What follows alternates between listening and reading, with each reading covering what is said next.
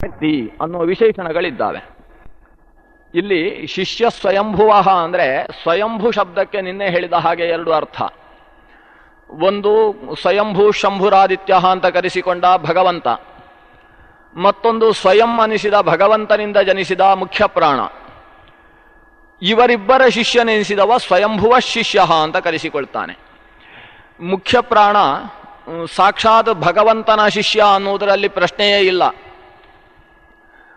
ಧ್ಯಾಯೇತು ಅಂತ ಮುಖ್ಯ ಪ್ರಾಣನ ಸ್ತುತಿಯನ್ನು ತಂತ್ರಸಾರದಲ್ಲಿ ಆಚಾರ್ಯರು ಹೇಳುವಾಗ ಅಚ್ಯುತಾಂಕೇ ಸ್ವಾಸೀನಂ ಅಂತ ಹೇಳ್ತಾರೆ. ನಿರಂತರವಾಗಿ ಭಗವಂತನ ತೊಡೆಯಲ್ಲಿ ಕುಳಿತ ಭಗವಂತನ ಮಗ, ಭಗವಂತನ ತೊಡೆಯಲ್ಲಿ ಕುಳಿತು ನಾನಾ ಶಾಸ್ತ್ರಗಳನ್ನು ಭಗವಂತನ ಕಂಠದಿಂದ ವೈಕುಂಠಸ್ಯಾಖಿಲಾ ವೇದ ಉದ್ಗೀರ್ಯಂತೆ ನಿಶಮ್ಯತಃ, ಯಾವ ಮುಖದಿಂದ ಅಖಿಲ ವೇದವೂ ನಿಸ್ಸೃತವಾಗ್ತಾ ಇದೆಯೋ ಅಂತಹ ಭಗವನ್ಮುಖದಿಂದ ಸಮಗ್ರ ಶಾಸ್ತ್ರಗಳ ಪಾನವನ್ನು ಮಾಡ್ತಾ ಇರುವ ಮಗ ಶಿಷ್ಯ ಅಂತ ಮುಖ್ಯ ಪ್ರಾಣನನ್ನು ಉಲ್ಲೇಖ ಮಾಡ್ತಾರೆ.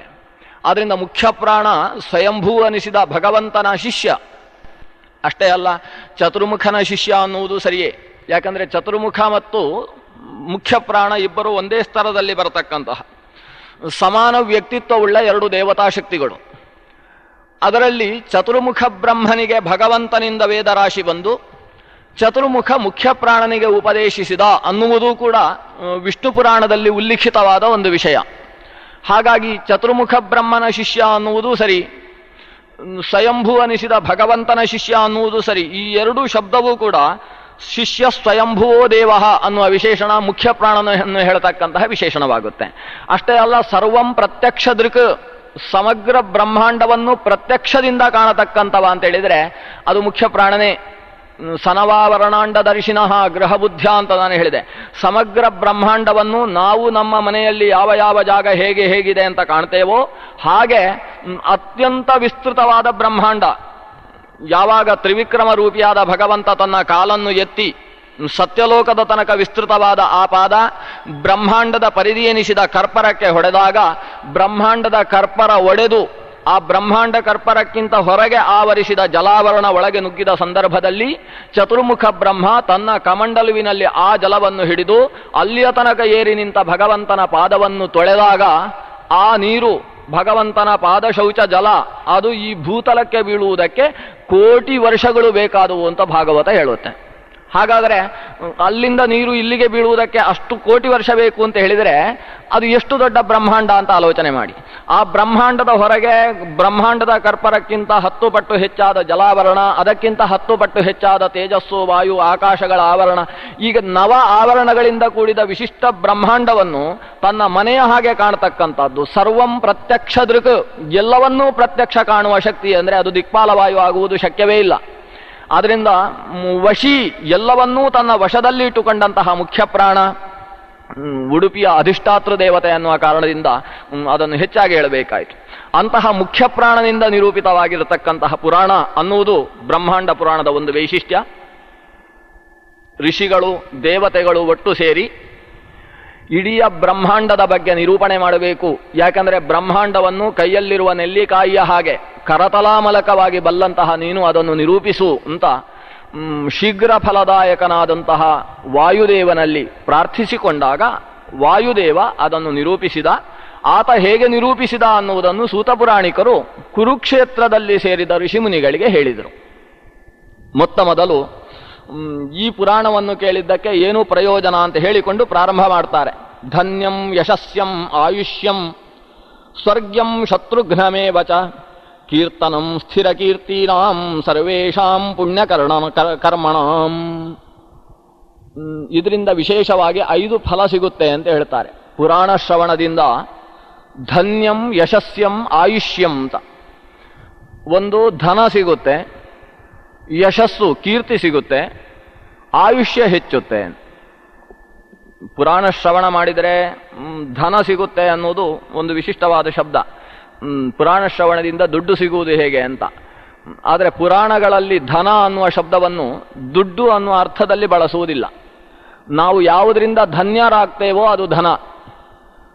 ಧನ್ಯರಾಗುವುದು ಅಂತೇಳಿದರೆ ಕೃತಾರ್ಥರಾಗುವುದು, ಮನಸ್ಸಿಗೆ ತೃಪ್ತಿಯನ್ನು ಪಡೆಯುವುದು ಅಂತ ಅರ್ಥ. ಯಾವುದರಿಂದ ತೃಪ್ತಿ ಸಿಗುತ್ತೋ ಅದಕ್ಕೆ ಧನ ಅಂತ ಹೆಸರು. ತಿನ್ನುವುದಕ್ಕೆ ಉಣ್ಣುವುದಕ್ಕೆ ಹಾಲು ಮೊಸರು ತುಪ್ಪಗಳೇ ಬೇಕು ಅಂತ ಹೇಳಿದ್ರೆ ಅವನಿಗೆ ಗೋವುಗಳೇ ಧನವಾಗ್ತವೆ. ಹಿಂದಿನ ಋಷಿ ಮುನಿಗಳಿಗೆ ಧನ ಅಂತ ಹೇಳಿದ್ರೆ ಗೋವುಗಳು, ಯಾಕಂದ್ರೆ ಗೋವುಗಳಿದ್ರೆ ಅವನ ಬದುಕು ಸಾಧ್ಯ. ಯಾವುದರಿಂದ ಹೆಚ್ಚು ಆನಂದ ಸಿಗುತ್ತೆ ಅದು ಧನ. ಆದ್ರಿಂದ ಎಲ್ಲವನ್ನು ಅವನ ಆಸ್ತಿಪಾಸ್ತಿಗಳಿಗೂ ಧನ ಅಂತ ಹೆಸರು. ಇವತ್ತು ವೇದಾಂತ ಅಥವಾ ಪುರಾಣಗಳ ಸ್ಥಳಕ್ಕೆ ಬಂದಾಗ ಅವನಿಗೆ ಆನಂದ ಸಿಗುವುದು ಅಂದ್ರೆ ಜ್ಞಾನದಿಂದ. ಹಾಗಾದ್ರೆ ಇಲ್ಲಿ ಧನ ಅಂದ್ರೆ ಜ್ಞಾನಧನವನ್ನೇ ಧನ ಅಂತ ಕರೆಯುವುದು. ಧನ್ಯಂ ಪುರಾಣ ಶ್ರವಣದಿಂದ ಜ್ಞಾನಧನ ಅಭಿವೃದ್ಧಿಯಾಗುತ್ತೆ. ಪರಮಸುಖವೆನಿಸಿದ ಮೋಕ್ಷಕ್ಕೆ ಸಾಧಕವಾದ ಜ್ಞಾನ ವೃದ್ಧವಾಗುತ್ತೆ. ಯಶಸ್ಯಂ ಕೀರ್ತಿ ಹೆಚ್ಚುತ್ತೆ. ಯಾವಾಗ ಜ್ಞಾನ ಹೆಚ್ಚುತ್ತೆ ಆವಾಗ ಕೀರ್ತಿ ತಾನಾಗಿ ಪಸರಿಸುತ್ತೆ. ಜ್ಞಾನ ಅನ್ನುವುದು ಹೊರಗೆ ಕಾಣಿಸುವುದಿಲ್ಲ, ಜ್ಞಾನದ ಮೂಲಕವಾಗಿ ವರ್ಚಸ್ಸು ಕಾಣಿಸುತ್ತೆ. ಅರಿಯದೇ ಇದ್ದ ವ್ಯಕ್ತಿ ಅದರ ಸಮೀಪಕ್ಕೆ ಬಂದಾಗ ಜ್ಞಾನ ಪ್ರಕಾಶವಾಗುತ್ತೆ. ಜ್ಞಾನದ ಪ್ರಕಾಶದಿಂದ ಲೋಕದಲ್ಲಿ ಖ್ಯಾತಿ ಹೆಚ್ಚುತ್ತೆ. ಆದ್ರಿಂದ ಪುರಾಣ ಶ್ರವಣ ಜ್ಞಾನವನ್ನು ಕೊಡುತ್ತೆ, ಜ್ಞಾನದ ಕಾರ್ಯವಾದ ಯಶಸ್ಸನ್ನು ಉಂಟು ಮಾಡುತ್ತೆ, ಇದರ ಜೊತೆಗೆ ಆಯುಷ್ಯವನ್ನು ಹೆಚ್ಚು ಮಾಡುತ್ತೆ. ಇದು ಬಹಳ ವಿಶೇಷ. ಪುರಾಣ ಶ್ರವಣದಿಂದಾಗಿ ಆಯುಷ್ಯ ಹೆಚ್ಚುತ್ತೆ.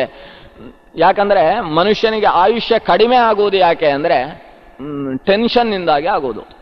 ಪ್ರಧಾನವಾಗಿ ಹಿಂದೆಲ್ಲ ಹೃದಯಾಘಾತದಿಂದ ತೀರಿಕೊಂಡ್ರು ಅನ್ನುವ ಮಾತೇ ಇರಲಿಲ್ಲ.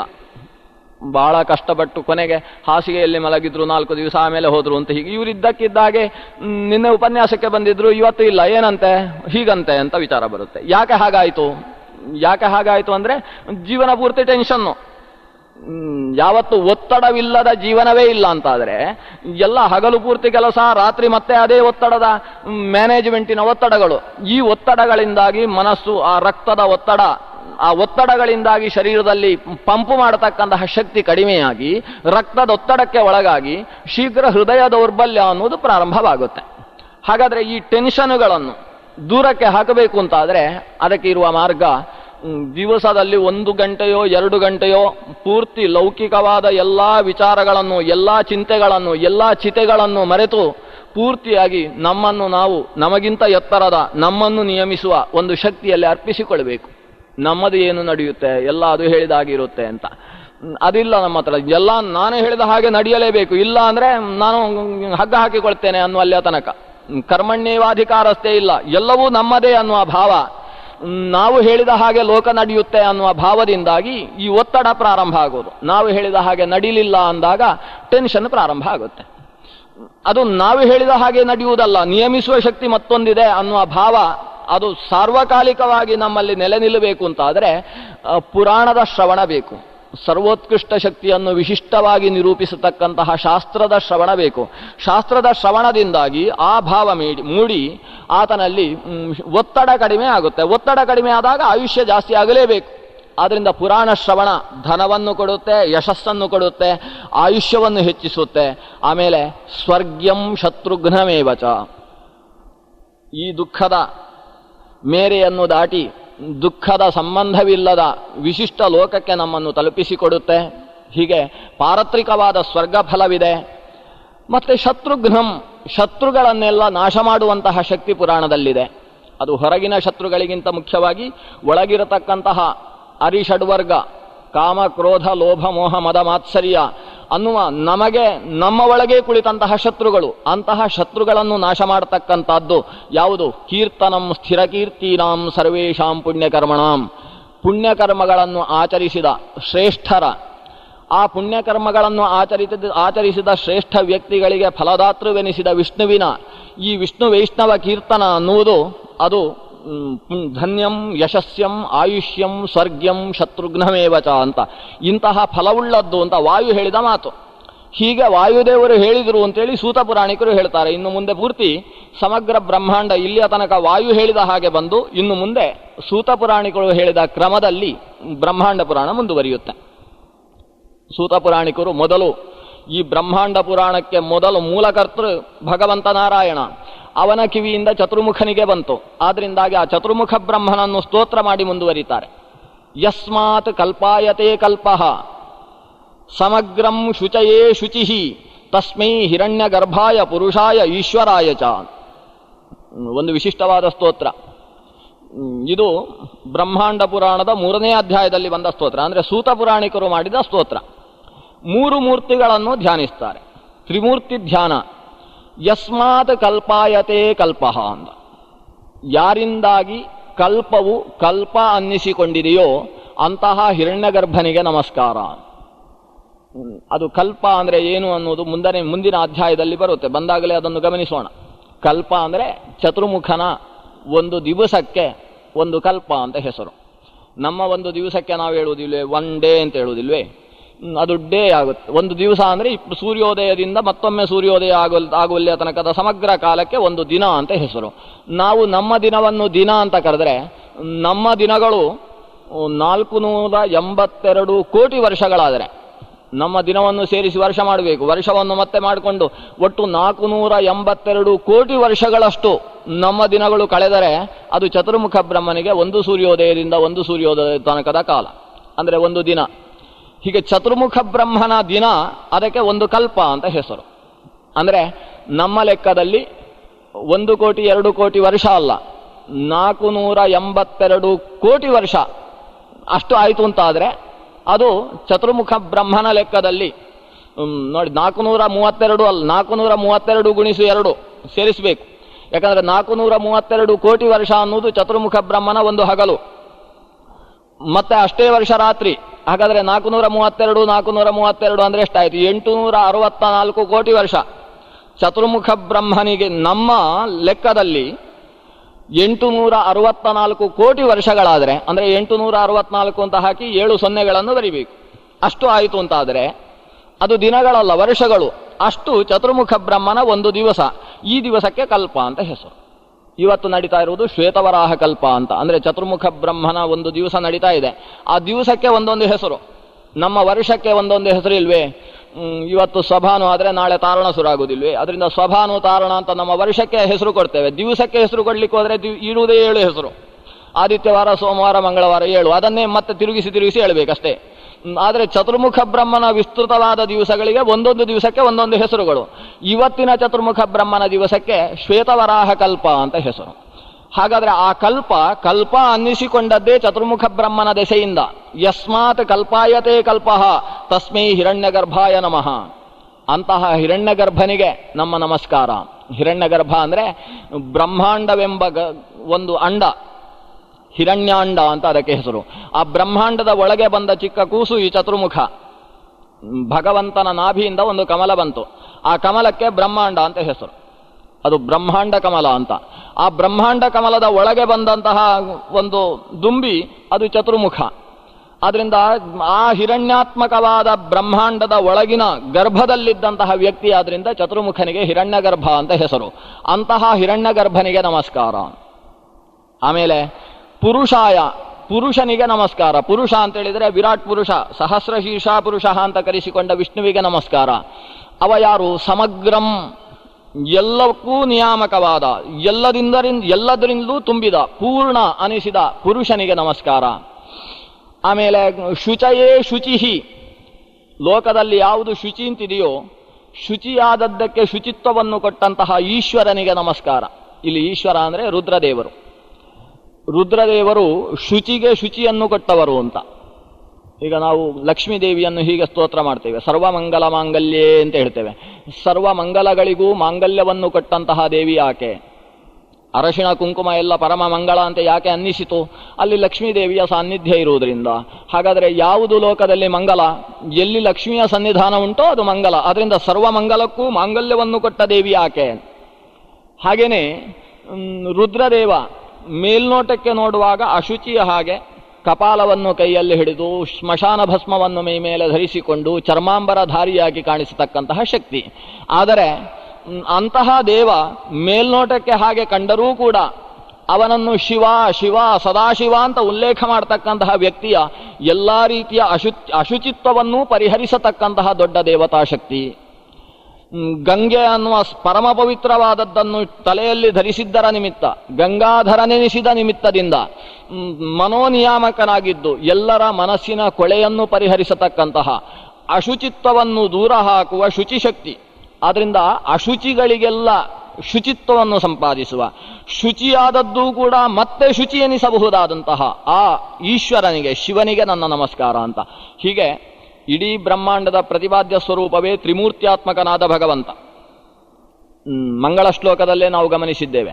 ಸತ್ವ, ರಜಸ್ಸು, ತಮಸ್ಸು ಅನ್ನುವ 3 ಗುಣಗಳ ಸಂಬಂಧದಿಂದಾಗಿ ಸೃಷ್ಟಿ, ಸ್ಥಿತಿ, ಲಯಗಳನ್ನು ಒಂದೇ ಶಕ್ತಿ ನಿಯಮಿಸುತ್ತೆ. ಅದು ಭಗವಂತ, ತ್ರೈಗುಣ್ಯವರ್ಜಿತನಾದ ಭಗವಂತ 3 ಗುಣಗಳ ಸಂಬಂಧವನ್ನು ಪಡೆದು ಬ್ರಹ್ಮ ವಿಷ್ಣು ಮಹೇಶ್ವರ ಅನ್ನೋ ಸ್ವರೂಪದಿಂದ ಲೋಕದ ಸೃಷ್ಟಿ, ಸ್ಥಿತಿ, ಲಯಗಳನ್ನು ಮಾಡ್ತಾನೆ. ಅಂತಹ ಭಗವಂತನನ್ನು ಸ್ತೋತ್ರ ಮಾಡುವ ಶ್ಲೋಕ ಇದು. ಯಸ್ಮಾತ್ ಕಲ್ಪಾಯತೆ ಕಲ್ಪಃ ಸಮಗ್ರಂ ಶುಚಯೇ ಶುಚಿಃ ತಸ್ಮೈ ಹಿರಣ್ಯಗರ್ಭಾಯ ಪುರುಷಾಯ ಈಶ್ವರಾಯ ಚ. ಆ ತ್ರಿಮೂರ್ತಿ ಎನಿಸಿದ ಭಗವಂತನಿಗೆ ನನ್ನ ನಮಸ್ಕಾರ. ಇಷ್ಟು ಮಾಡಿ ಮಂಗಳ ಶ್ಲೋಕದ ಜೊತೆಗೆ ಬ್ರಹ್ಮಾಂಡ ಪುರಾಣದ ವಿಷಯಗಳನ್ನು ಪ್ರತಿಪಾದಿಸ್ತಾನೆ. ಮೊತ್ತ ಮೊದಲು ಚತುರ್ಮುಖ ಬ್ರಹ್ಮನ ಸೃಷ್ಟಿಯ ಬಗ್ಗೆ ಇಲ್ಲಿ ಉಲ್ಲೇಖ ಇದೆ. ಚತುರ್ಮುಖ ಬ್ರಹ್ಮ ಹೇಗೆ ಹುಟ್ಟಿದ? ಬ್ರಹ್ಮಾಂಡ ಪುರಾಣ ಶುರುವಾಗಬೇಕಾದ್ರೆ ಬ್ರಹ್ಮನ ಜನನ ಆಗಬೇಕು. ಅದು ಹೇಗಾಯಿತು ಅಂದರೆ, ಇವತ್ತಿನ ವಿಜ್ಞಾನಕ್ಕೂ ಈ ಪುರಾಣ ಹೇಳತಕ್ಕಂತಹ ಸೃಷ್ಟಿಯ ಪ್ರಕ್ರಿಯೆಗೂ ಸ್ವಲ್ಪ ವಿರೋಧಾಭಾಸಗಳು ಕಾಣಿಸ್ತವೆ. ಅದನ್ನು ವಿರೋಧ ಕಾಣಿಸುತ್ತೆ ಅಂತ ಹೇಳಬಾರ್ದು, ವಿರೋಧಾಭಾಸ ಕಾಣಿಸುತ್ತೆ ಅಂತ ಹೇಳಬೇಕು. ಯಾಕಂದರೆ ಅದು ಎಲ್ಲಿಯ ತನಕ ವಿರೋಧ ಅಂತ ಗ್ಯಾರಂಟಿ ಇಲ್ಲ. ಆಭಾಸ ಇವತ್ತಂತೂ ವಿರೋಧದ ಹಾಗೆ ಕಾಣಿಸುತ್ತೆ, ಯಾವತ್ತೂ ಅದು ವಿರೋಧ ಹೋಗಿಬಿಡ್ಬೋದು. ಮೊದಲು ಭೂಮಿ ತಿರುಗ್ತಾ ಇತ್ತು ಅಂತಿದ್ದದ್ದು ಆಮೇಲೆ ಸೂರ್ಯ ತಿರುಗ್ತಾ ಇತ್ತು ಅಂತ ಆಯಿತು, ಮತ್ತೆ ಯಾವಾಗ ಭೂಮಿ ತಿರುಗುತ್ತೆ ಅಂತ ಹೇಳಲಿಕ್ಕೆ ಬರುವುದಿಲ್ಲ. ವಿಜ್ಞಾನ ಇವತ್ತಿಗೆ ಮುಗಿಯಿತು ಅಂತ ಅವರೇ ಒಪ್ಪಿಕೊಳ್ಳುವುದಿಲ್ಲ. ಇವತ್ತು ನಾವು ತಿಳಿದ ಹಾಗೆ ಹೀಗೆ ಅಂತ. ಈ ಪುರಾಣ ಹೇಳುವ ಹಾಗೆ ಸೃಷ್ಟಿ ಹೇಗೆ ಪ್ರಾರಂಭವಾಯಿತು? ಮೊತ್ತ ಮೊದಲು ಸಮಗ್ರ ಪ್ರಪಂಚ ಜಲಾವೃತವಾಗಿತ್ತು. ಜಲಾವೃತವಾದ ಪ್ರಪಂಚದಲ್ಲಿದ್ದದ್ದು ಒಂದೇ ಒಂದು ಅವ್ಯಕ್ತ ಮಾತ್ರ. ಸರ್ವಭೂತಾನಾಂ ಅವ್ಯಕ್ತಂ ಈಶ್ವರಂ ವಿಗ್ರಹಂ ಅಭವತ್ ಕಿಲ. ಎಲ್ಲಕ್ಕಿಂತ ಮುಂಚೆ ಅವ್ಯಕ್ತ ಇತ್ತು. ಅವ್ಯಕ್ತ ಅಂದರೆ ವ್ಯಕ್ತವಾಗದೇ ಇದ್ದದ್ದು, ಅದು ಏನು ಅಂತ ಯಾರಿಗೂ ಗೊತ್ತಾಗುವುದಿಲ್ಲ ಅಂಥದ್ದು. ಅದನ್ನು ಜಲ ಅಂತ ಕರೆಯುತ್ತೆ. ಏಕಾರ್ಣವೀಕೃತೆ ಅಂತ. ಅದು ಜಲ. ಜಲ ಅಂದರೆ ಏನೂ ಇರಲಿಲ್ಲ, ಜಲ ಇತ್ತು ಅಂತ ಹೇಳಿದ್ರೆ ಏನರ್ಥ?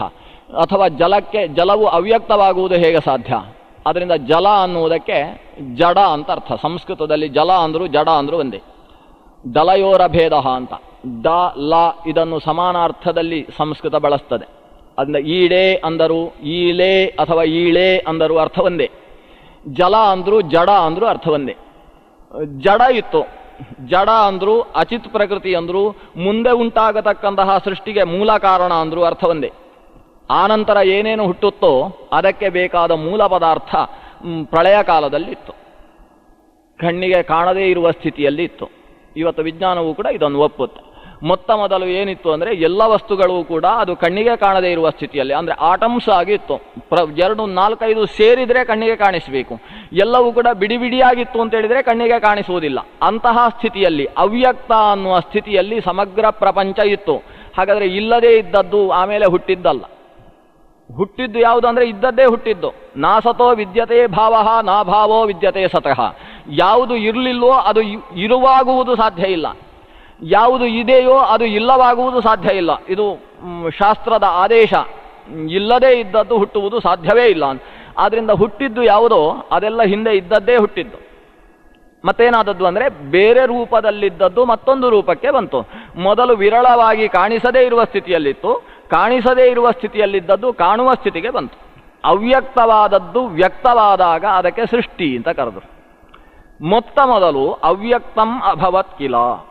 ಅವ್ಯಕ್ತ ತತ್ವ ಇತ್ತು. ಆ ಅವ್ಯಕ್ತ ಎಂಥದ್ದು ಅಂದರೆ ಅನಾದ್ಯನಂತಂ ಅಜಂ ಸೂಕ್ಷ್ಮಂ ತ್ರಿಗುಣಂ ಪ್ರಭವಾಪ್ಯಯಂ. ಅತ್ಯಂತ ಸೂಕ್ಷ್ಮವಾದದ್ದು, ಅಂದರೆ ಈ ದೃಷ್ಟಿಗೆ ಗೋಚರಿಸದೇ ಇರುವಂಥದ್ದು, ಎಲ್ಲದರ ಸೃಷ್ಟಿಗೂ ಎಲ್ಲದರ ನಾಶಕ್ಕೂ ಆಧಾರವಾದದ್ದು. ಪ್ರಭವಾಪ್ಯಯ, ಅದರಿಂದಾಗಿ ಹುಟ್ಟುತ್ತೆ, ಅದರಲ್ಲಿ ಹೋಗಿ ಬೀಳುತ್ತೆ. ಮಡಿಕೆಗೆ ಮಣ್ಣು ಇದ್ದ ಹಾಗೆ, ಮಡಿಕೆ ಮಣ್ಣಿನಿಂದಾಗಿ ಹುಟ್ಟುತ್ತೆ ಮತ್ತೆ ಮಣ್ಣಿನಲ್ಲೇ ಲಯವಾಗುತ್ತೆ. ಹಾಗೆ ಮಣ್ಣಿನಿಂದ ಮಡಿಕೆ ಹೇಗೋ ಸಮಗ್ರ ಪ್ರಪಂಚ ಸೃಷ್ಟವಾದದ್ದು ಈ ಅವ್ಯಕ್ತದಿಂದ. ಆದ್ದರಿಂದ ಅವ್ಯಕ್ತದಿಂದ ಹುಟ್ಟುತ್ತೆ, ಅವ್ಯಕ್ತದಲ್ಲಿ ಲೀನವಾಗುತ್ತೆ. ಆದ್ದರಿಂದ ಸರ್ವಕ್ಕೂ ಪ್ರಭವ ಮತ್ತು ಅಪ್ಯಯ ಅನಿಸಿಕೊಂಡಂತಹ ಅವ್ಯಕ್ತ ತತ್ವವೊಂದು ಇತ್ತು.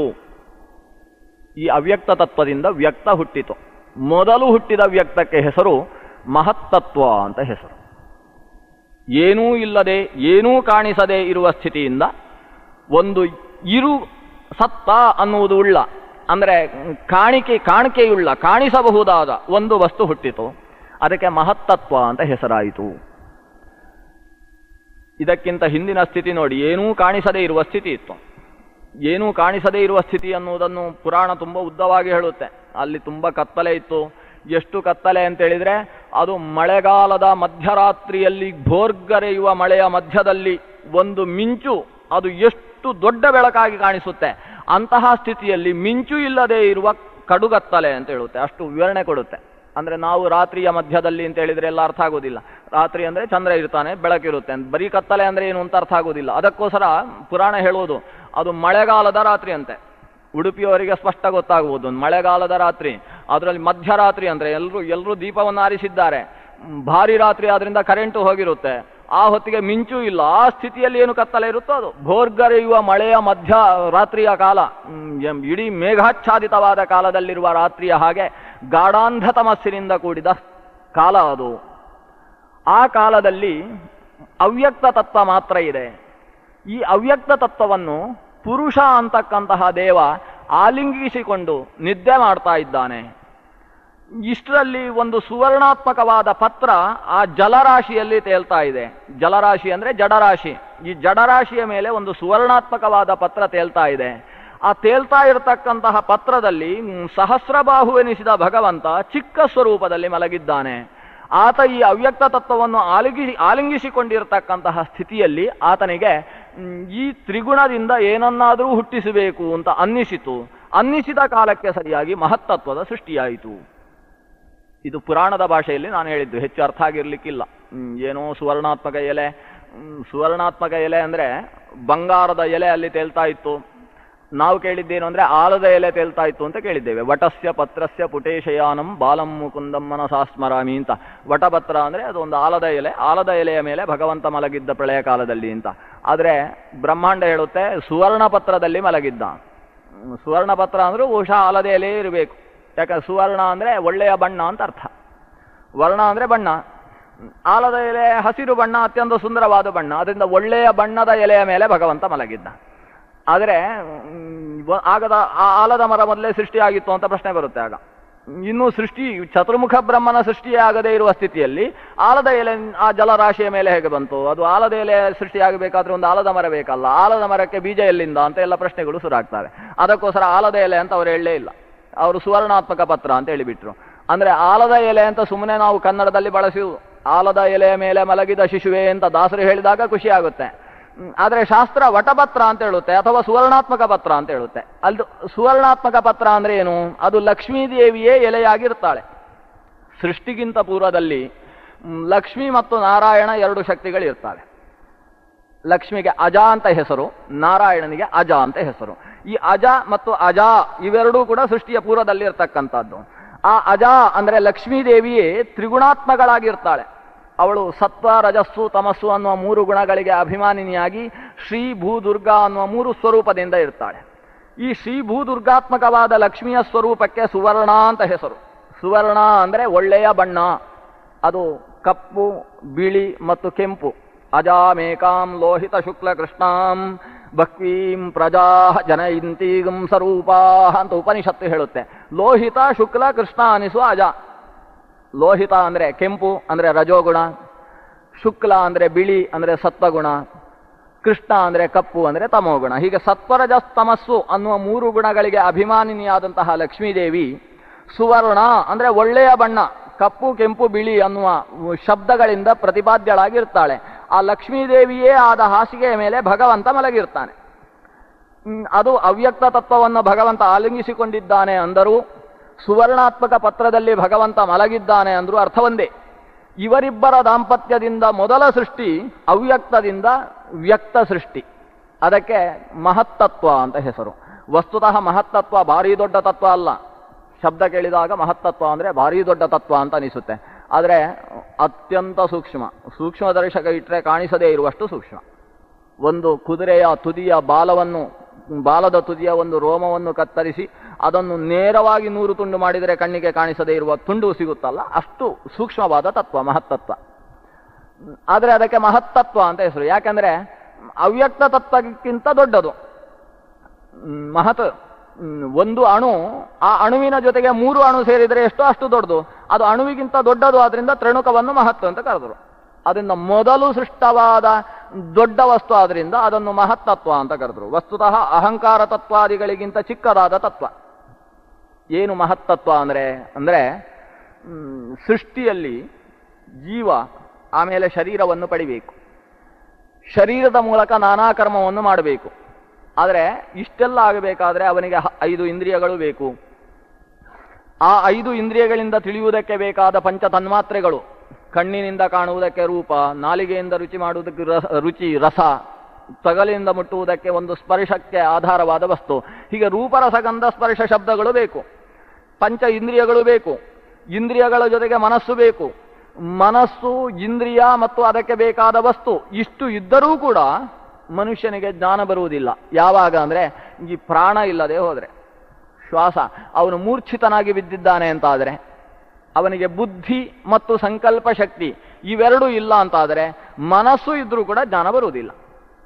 ಹಾಗಾದರೆ ಮೊದಲು ಬೇಕಾದದ್ದು ಬುದ್ಧಿ ಮತ್ತು ಸಂಕಲ್ಪ ಶಕ್ತಿ. ಆ ಬುದ್ಧಿ ಮತ್ತು ಸಂಕಲ್ಪ ಶಕ್ತಿಗೆ ಅವ್ಯಕ್ತ ಮಹತ್ತತ್ವ ಅಂತ ಹೆಸರು. ಮೊದಲು ಒಂದು ರೀತಿಯ ಕಾನ್ಷಿಯಸ್ನೆಸ್ ಅಂತ ಹೇಳುವುದಿಲ್ವೇ, ಜ್ಞಾನಶಕ್ತಿ. ಮೊದಲು ಜೀವಾತ್ಮನಲ್ಲಿ ಒಂದು ಜ್ಞಾನಶಕ್ತಿ ಪ್ರಾದುರ್ಭೂತವಾಗುತ್ತೆ, ಅದಕ್ಕೆ ಅವ್ಯಕ್ತ ತತ್ವದ ಸೃಷ್ಟಿಯಾಯಿತು ಅಂತ ವ್ಯವಹರಿಸುವುದು.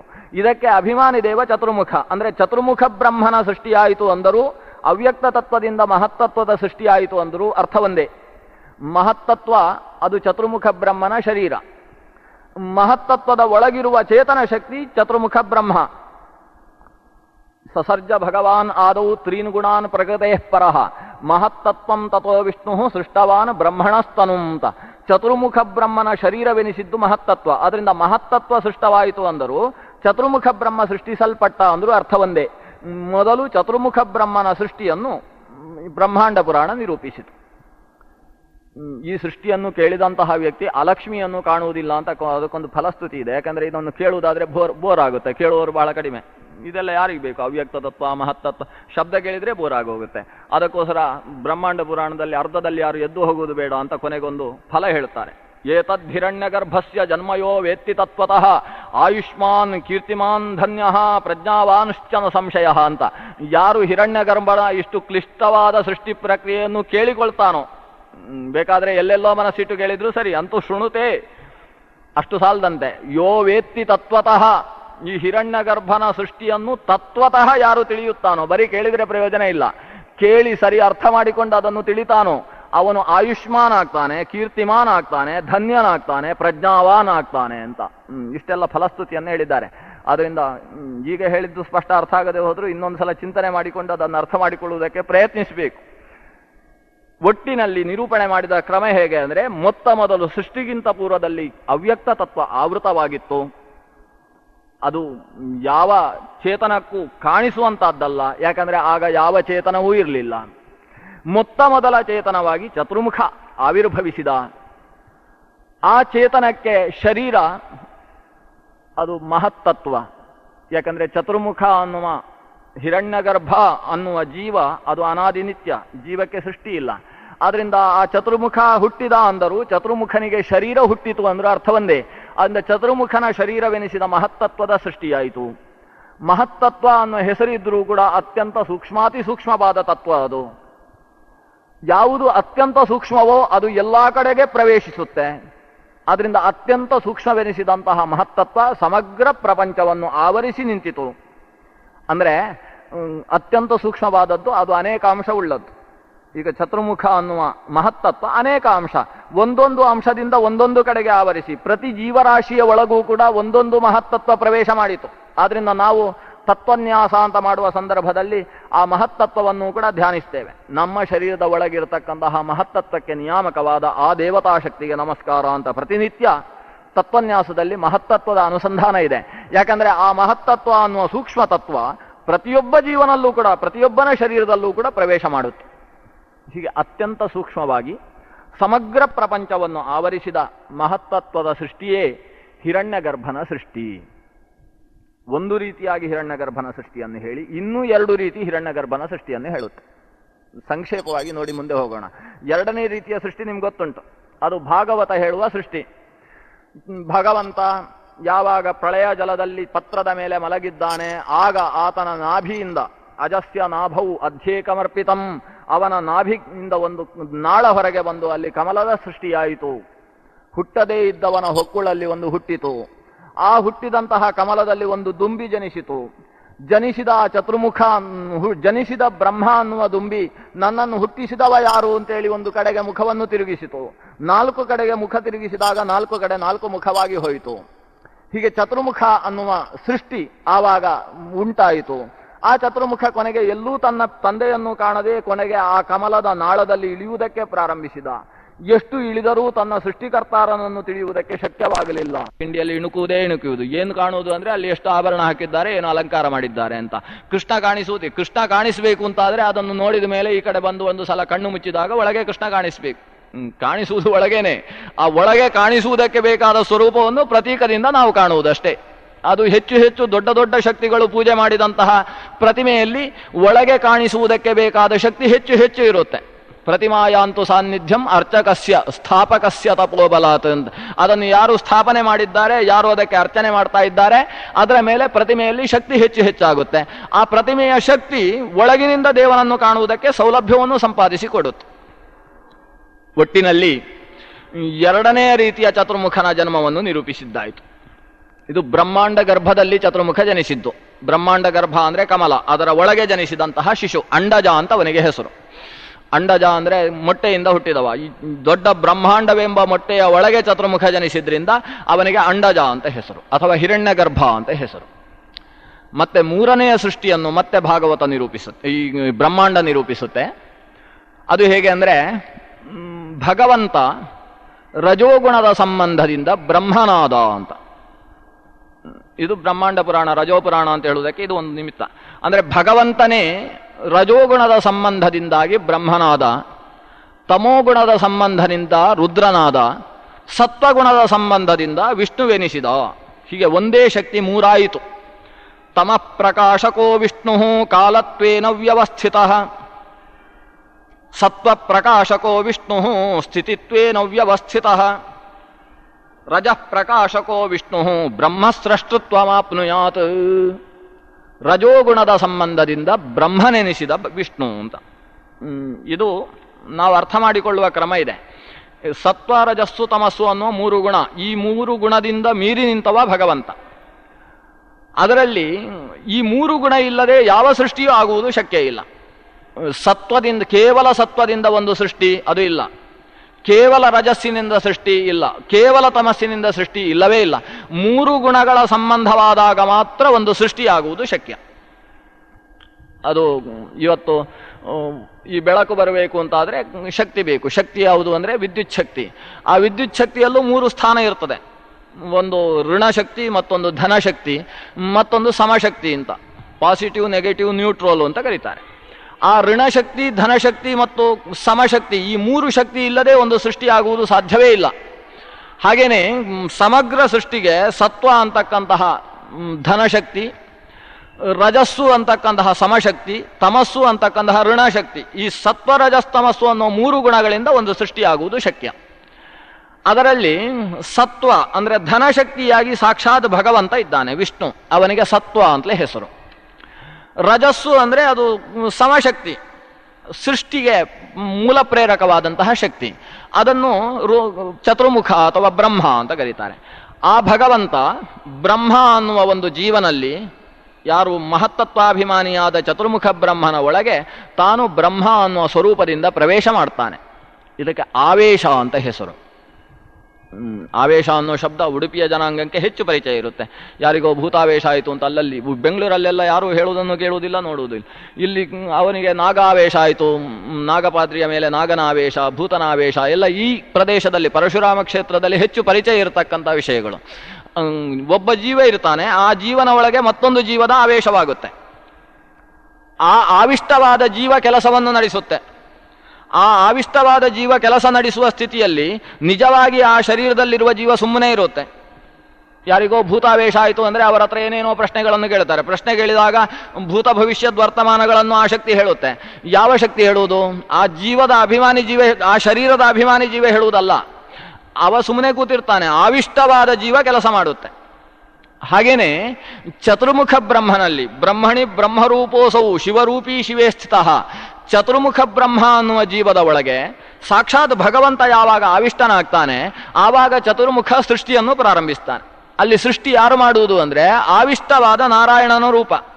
ಆದ್ರಿಂದಾಗಿ ರಜೋಗುಣದ ಸಂಬಂಧದಿಂದ ಭಗವಂತ ಚತುರ್ಮುಖನಾದ ಅಂತ ಹೇಳುವುದು ಈ ಅರ್ಥದಲ್ಲಿ. ಚತುರ್ಮುಖನ ಒಳಗಿರುವ ಅಂತರ್ಯಾಮಿ ಎನಿಸಿದ ಬ್ರಹ್ಮ ಅನ್ನುವ ಹೆಸರಿನ ಭಗವಂತನ ರೂಪವನ್ನು ಇಟ್ಟುಕೊಂಡು ಅವನು ರಜಪ್ರಕಾಶಕೋ ವಿಷ್ಣು, ರಜೋಭೂಯಿಷ್ಠವೆನಿಸಿದ ಚತುರ್ಮುಖನನ್ನು ಪ್ರಕಾಶಗೊಳಿಸತಕ್ಕಂತಹ, ಆತನ ಶಕ್ತಿಯನ್ನು ಹೊರಹಾಕತಕ್ಕಂತಹ ವಿಷ್ಣು ಅವನು ಸೃಷ್ಟಿಯನ್ನು ಮಾಡ್ತಾನೆ. ತಮಃ ಪ್ರಕಾಶಕೋ ವಿಷ್ಣು ಕಾಲತ್ವೇನ ವ್ಯವಸ್ಥಿತ, ತಮಃ ಪ್ರಾಚುರ್ಯವುಳ್ಳ ರುದ್ರದೇವನ ಅಂತಸ್ಥಿತನಾಗಿದ್ದುಕೊಂಡು ಸಂಹಾರ ಶಕ್ತಿ ಎನಿಸಿದ ಭಗವಂತ ಮಹಾಕಾಲ ಅಥವಾ ರುದ್ರ ಅನ್ನುವ ಶಬ್ದದಿಂದ ವ್ಯಪದಿಷ್ಠನಾದ. ಸತ್ವಪ್ರಕಾಶಕೋ ವಿಷ್ಣು ಸ್ಥಿತಿತ್ವೇನ ವ್ಯವಸ್ಥಿತ, ಸ್ವತಃ ಭಗವಂತ ಸತ್ವಪ್ರಕಾಶಕನಾಗಿದ್ದುಕೊಂಡು ವಿಷ್ಣು ಅನ್ನುವ ಸ್ವರೂಪದಿಂದ ನಿಂತ ಅಂತ. ಹೀಗೆ ಚತುರ್ಮುಖನ ಮೂರನೆಯ ಸೃಷ್ಟಿ. ಒಂದು ಅವ್ಯಕ್ತ ತತ್ವದಿಂದ ಮಹತ್ತತ್ವ ರೂಪವಾದ ಚತುರ್ಮುಖ ಶರೀರ ಸೃಷ್ಟಿ, ಭಗವಂತನ ನಾಭಿಕಮಲದಿಂದ ಭಗವಂತನ ಸೃಷ್ಟಿ, ಮತ್ತೊಂದು ಭಗವಂತನೇ ಚತುರ್ಮುಖ ಬ್ರಹ್ಮನ ಒಳಗೆ ಬಂದು ಬ್ರಹ್ಮ ಅನ್ನುವ ಶಬ್ದದಿಂದ ವ್ಯಪದಿಷ್ಠನಾದಂತಹ ಸೃಷ್ಟಿ, ಆವೇಶ ಸೃಷ್ಟಿ. ಹೀಗೆ ಮೂರು ರೀತಿಯಾಗಿ ಭಗವಂತನ ಸೃಷ್ಟಿಯನ್ನು ಹೇಳಿ ತ್ರಿಮೂರ್ತಿಗಳು ಬ್ರಹ್ಮ ವಿಷ್ಣು ಮಹೇಶ್ವರ ಅನ್ನುವ ತ್ರಿಮೂರ್ತಿ. ತ್ರಿಮೂರ್ತಿಗಳಿಗೆ ಕಾರಣವಾದದ್ದು ಸತ್ವರಜಸ್ಸು ತಮಸ್ಸು ಅಂತಕ್ಕಂತಹ ಮೂರು ಗುಣ. ಈ ಮೂರು ಗುಣಗಳೇ ಲೋಕದ ಎಲ್ಲ ಮೂರಕ್ಕೂ ಕಾರಣ ಅಂತ ಬ್ರಹ್ಮಾಂಡ ಪುರಾಣ ನಿರ್ಧಾರ ಹೇಳುತ್ತೆ. ಲೋಕದಲ್ಲಿ ಮೂರು ಅಂತೇಳಿ ತುಂಬ ಆಗುತ್ತೆ. ಅವನು ಹುಟ್ಟುತ್ತಾನೆ, ಬದುಕುತ್ತಾನೆ, ಸಾಯ್ತಾನೆ ಅಂತ ಇರುವುದೇ ಮೂರು. ಇಡೀ ಪ್ರಪಂಚ ಮೂರರಲ್ಲಿ ಅಂತರ್ಗತ. ಆದ್ದರಿಂದ ಮೂರು ಅಂತೇಳಿದರೆ ಅನಂತ ಅಂತ ಅರ್ಥ. ಮೂರು ಅನ್ನುವುದರ ಮೇಲೆ ಒಂದು ಶಕ್ತಿ ಇಲ್ಲ. ಮೂರು ಅಂದರೆ ಅನಂತ. ಯಾಕಂದರೆ ಎಲ್ಲವೂ ಮೂರರಲ್ಲಿ ಅಂತರ್ಭೂತ ಆಗುತ್ತೆ. ಗುಣಗಳು ಮೂರು, ಹುಟ್ಟಿದ ವ್ಯಕ್ತಿಯ ಅವಸ್ಥೆಗಳು, ಅವನು ಜಾಗೃತ ಸ್ವಪ್ನ ಸುಷುಪ್ತಿ ಇಂಥ ಮೂರು ಅವಸ್ಥೆಗಳು ಎಲ್ಲವೂ ಮೂರರಲ್ಲಿ ಸೇರತಕ್ಕಂಥವುಗಳು. ಮೂರನ್ನು ಮತ್ತೆ ಬಿಡಿಸಿದಾಗ ಜಾಸ್ತಿ ಅಂತ ಕಾಣಿಸುತ್ತೆ. ಕೊನೆಗೆ ಜಾಸ್ತಿ ಆದದ್ದನ್ನು ಎಲ್ಲ ಸೇರಿಸಿದರೆ ಆಗುವುದು ಮೂರೇ. ವಸ್ತುಗಳು ಮೂರರಲ್ಲಿ ಸೇರ್ತಾವೆ. ಯಾಕಂದರೆ ಇಷ್ಟೆಲ್ಲ ಪ್ರಪಂಚ ಇದೆ ಅಲ್ವಾ, ಇದೆಲ್ಲವೂ ಸೇರುವುದು ಸತ್ವ ರಜೋ ತಮಸ್ಸು. ಸತ್ವ ರಜಸ್ತಮಸ್ಸು ಅನ್ನೋ ಮೂರರ ದೊಡ್ಡ ವಿಕಾರವೇ ಈ ಎಲ್ಲ ಪ್ರಪಂಚ. ಅದು ಕೊನೆಗೆ ಹೋಗಿ ಸೇರುವುದು ಸತ್ವ ರಜಸ್ತಮಸ್ಸುಗಳಲ್ಲಿ. ಇದು ರೂಪಾತ್ಮಕ ಪ್ರಪಂಚವಾಯಿತು. ಇನ್ನು ನಾಮಾತ್ಮಕ ಶಬ್ದ ಪ್ರಪಂಚವನ್ನು ತಗೊಂಡ್ರೆ ಎಷ್ಟೋ ವೇದಗಳು, ಪುರಾಣಗಳು, ಇತಿಹಾಸಗಳು ಎಲ್ಲವನ್ನೂ ತಗೊಂಡು ಹೋಗಿ ಕೊನೆಗೆ ಅದನ್ನು ಬಹಳ ಸಂಕ್ಷೇಪ ಮಾಡಿದರೆ ಸಿಗುವುದು ಮೂರು. ಋಗ್ಯಜು ಸಾಮ ತ್ರಯಿ ಅಂತ ಮೂರರಲ್ಲಿ ಸೇರುತ್ತೆ.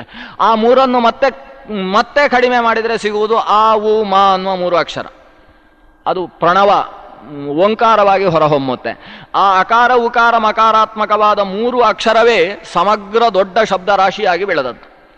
ಎಲ್ಲ ಶಬ್ದವನ್ನೂ ಕಡಿಮೆ ಮಾಡಿದರೆ ಸಿಗುವುದು ಮೂರೇ. ಎಲ್ಲ ಪ್ರಪಂಚವನ್ನೂ ಕೂಡ ಕಡಿಮೆ ಮಾಡಿದರೆ ಸಿಗುವುದು ಮೂರೇ. ಆ ಮೂರರ ವಿಸ್ತಾರವೇ ಸಮಗ್ರ ಪ್ರಪಂಚ, ಸಮಗ್ರ ಶಬ್ದ ರಾಶಿ. ಆದ್ದರಿಂದ ಎಲ್ಲವೂ ಮೂರು. ಅದೆಲ್ಲವೂ ಕೂಡ ಸತ್ವರಜಸ್ತಮಸ್ಸುಗಳು, ಬ್ರಹ್ಮ ವಿಷ್ಣು ಮಹೇಶ್ವರ ಅನ್ನೋ ಮೂರರಲ್ಲಿ ಅಂತರ್ಗತ ಅಂತ ಹೇಳಿಬಿಡ್ತಾರೆ. ಏತೇ ಏವ ತ್ರಯೋ ಲೋಕಾಹ, ಏತೇ ಏವ ತ್ರಯೋ ಗುಣಾಹ, ಏತೇ ಏವ ತ್ರಯೋ ವೇದಾಹ, ಏತೇ ಏವ ತ್ರಯೋಗ್ನಯ ಅಂತ ಎಲ್ಲ ಮೂರರ ಸಮೂಹವನ್ನು ಈ ಮೂರರಿಂದಾಗಿ ವಿಸ್ತೃತವಾದದ್ದು, ಎಲ್ಲವೂ ಈ ಮೂರರಲ್ಲಿ ಅಂತರ್ಭೂತವಾದದ್ದು. ಆದ್ದರಿಂದ ಆ ತ್ರಿಮೂರ್ತಿಯನ್ನು ಧ್ಯಾನಿಸೋಣ ಅನ್ನುವ ಧ್ಯಾನದ ಜೊತೆಗೆ ಮುಗಿಸ್ತಾರೆ. ಇದು ಒಂದು ಘಟ್ಟ, ಚತುರ್ಮುಖನ ಸೃಷ್ಟಿಯನ್ನು ನಿರೂಪಿಸತಕ್ಕಂತಹ ಭಾಗ. ಅದನ್ನೇ ಮುಂದುವರಿಸಿಕೊಂಡು ಈ ತ್ರಿಮೂರ್ತಿಗಳು ಹೇಗಿದ್ದಾರೆ ಅಂತ ಹೇಳ್ತಾರೆ. ತ್ರಿಮೂರ್ತಿಗಳು ಹೇಗಿದ್ದಾರೆ, ಇವರಲ್ಲಿ ಯಾರು ಶ್ರೇಷ್ಠ, ಇದೆಲ್ಲ ಗಲಾಟೆ ಶುರು ಆಗುತ್ತೆ ನಮಗೆ. ಬ್ರಹ್ಮ ವಿಷ್ಣು ಮಹೇಶ್ವರ ಮೂರು ಜನ ಇದ್ದಾರಲ್ಲ, ಇವರಲ್ಲಿ ದೊಡ್ಡವ ಯಾರು? ಯಾಕಂದರೆ ಮೂರು ಕೂಡ ಸತ್ವರಜಸ್ತಮಸ್ಸು ಅನ್ನುವ ಗುಣಗಳಿಂದ ಒಬ್ಬನೇ ದೇವ ಮೂರಾದದ್ದು, ಅಂದರೆ ದೊಡ್ಡವ ಯಾರು ಅಂತ. ಅದಕ್ಕೆ ಮೊದಲು ಅವರು ಹೇಗಿದ್ದಾರೆ ಅಂತ ತಿಳ್ಕೊಳ್ಳಿ ಅಂತ ಹೇಳ್ತಾರೆ. ಹೇಗಿದ್ದಾರೆ? ಬ್ರಹ್ಮ ಕಮಲಪತ್ರಾಭ ಕಾಲಃ ಜಾತ್ಯಂಜನ ಪ್ರಭ ಪುರುಷಃ ಪುಂಡರೀಕಾಕ್ಷ ರೂಪೇಣ ಪರಮಾತ್ಮನಃ. ಒಂದು ಚತುರ್ಮುಖ ಬ್ರಹ್ಮ, ಅವನ ಬಣ್ಣ ಮೈಬಣ್ಣ ಹೇಗೆ ಅಂದರೆ ಕಮಲಪತ್ರಾಭ, ಕಮಲದ ಎಸಳಿನ ಹಾಗೆ ಸುಂದರವಾದ ಕೆಂಬಣ್ಣದ ಶರೀರ ಆತನದ್ದು. ಕಮಲಪತ್ರ ಅಂದರೆ ಕಮಲದ ಎಲೆ ಅಲ್ಲ, ಕಮಲದ ಎಸಳು. ಕಮಲದ ಎಸಳು ಹೇಗೆ ಕೆಂಪು, ಅದು ಕಡುಗೆಂಪು ಅಲ್ಲ, ಅದು ನಸುಗೆಂಪು, ಪಾಟಲ ವರ್ಣ. ಅದರ ಹಾಗೆ ರಜಪ್ರಕೃತಿ ಎನಿಸಿದಂತಹ ಚತುರ್ಮುಖ ಕಮಲಪತ್ರದ ಹಾಗೆ ಬಣ್ಣವುಳ್ಳವ. ಇನ್ನು ರುದ್ರದೇವನ ಬಣ್ಣ ಹೇಗೆ ಅಂದರೆ ಕಾಲಹ ಜಾತ್ಯಂಜನ ಪ್ರಭ ಅಂತ. ಅಂಜನ ಅಂದರೆ ಕಾಡಿಗೆ, ಕಾಡಿಗೆಯ ಬಣ್ಣದ ಹಾಗೆ ಬಣ್ಣವುಳ್ಳವ. ಶಿವಲಿಂಗದ ಬಣ್ಣ ಶಿವನದ್ದು ಅಂತ. ಅದು ಎಂತಹ ಕಾಡಿಗೆ ಅಂದರೆ ಜಾತ್ಯಂಜನ ಅಂತ ಹೇಳ್ತಾರೆ, ಭಾರಿ ಜಾತಿಯ ಕಾಡಿಗೆ ಅಂತ.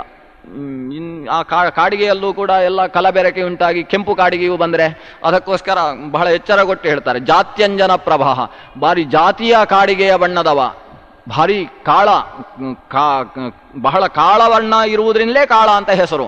ಅತ್ಯಂತ ಕಪ್ಪು ಬಣ್ಣದ ಸ್ವರೂಪ, ಯಾಕಂದ್ರೆ ತಮೋಗುಣದಿಂದ ಸೃಷ್ಟವಾದದ್ದು, ಆದ್ರಿಂದ ತಮಸ್ಸಿನ ಬಣ್ಣ ಕಪ್ಪು. ಇನ್ನೊಂದು ಪುಂಡರೀಕಾಕ್ಷನ ರೂಪ ಏನು ಅಂದರೆ ಅದರ ಬಣ್ಣ ಏನು ಅಂತ ಹೇಳುವುದೇ ಇಲ್ಲ. ಪುರುಷ ಪುಂಡರೀಕಾಕ್ಷ ರೂಪೇಣ ಪರಮಾತ್ಮನಃ ಅಂತ. ಆತನ ಕಣ್ಣು ಕಮಲದಳದ ಹಾಗೆ ವಿಸ್ತೃತವಾದಂತಹ ಕಣ್ಣು, ಅವನು ಬಣ್ಣ ಹೇಳಲಿಕ್ಕೆ ಹೋಗಲಿಲ್ಲ. ಚತುರ್ಮುಖ ಬ್ರಹ್ಮನ ಬಣ್ಣ ಕಮಲಪತ್ರದ ಹಾಗೆ ಬಣ್ಣ.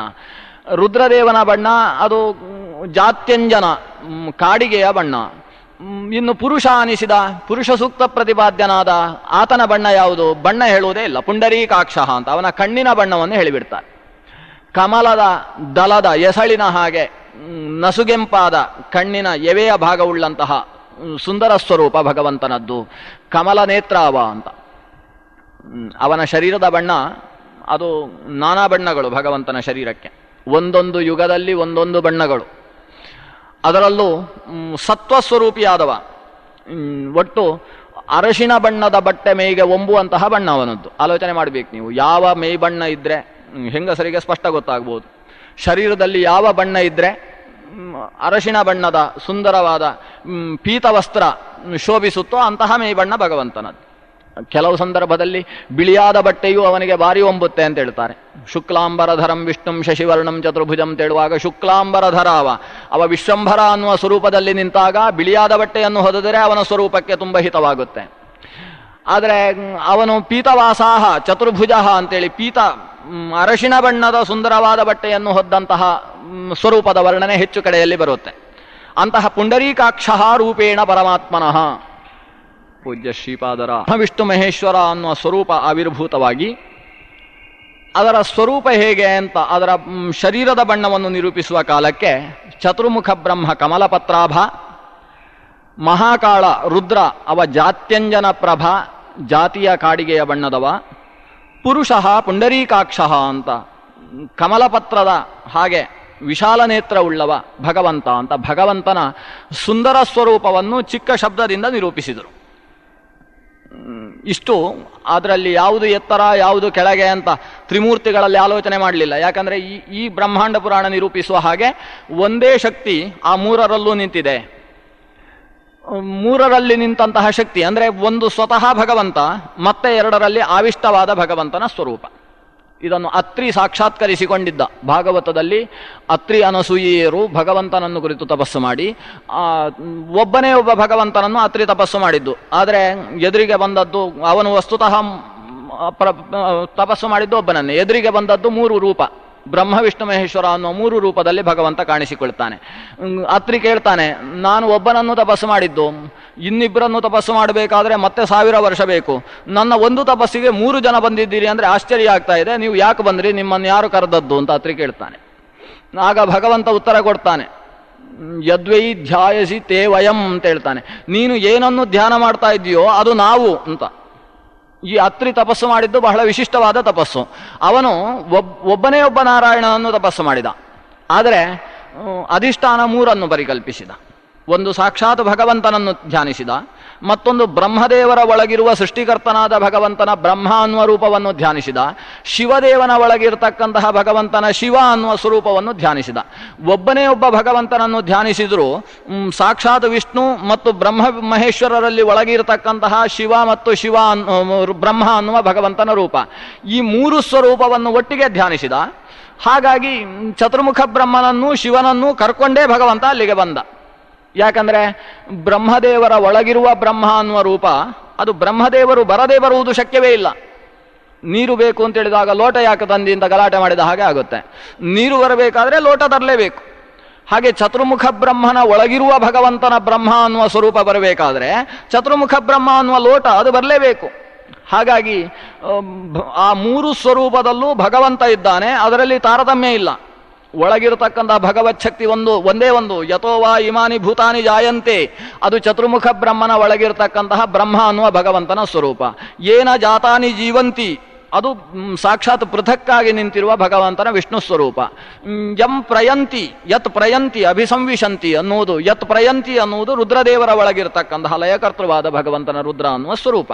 ಹೀಗೆ ಆ ಮೂರು ಸ್ವರೂಪವೂ ಕೂಡ ಭಗವಂತನಿಂದ ನಿರ್ಮಿತವಾದದ್ದು ಅಂತ ಚತುರ್ಮುಖ ಬ್ರಹ್ಮನ ಮೂರು ರೀತಿಯಾದ ಸೃಷ್ಟಿಯನ್ನು ಹೇಳಿ, ಆಮೇಲೆ ಆ ಸ್ವರೂಪಕ್ಕೇನೆ ಆತ್ಮ ಅಂತ ಹೆಸರು ಅಂತ ನಿರೂಪಿಸುತ್ತೆ.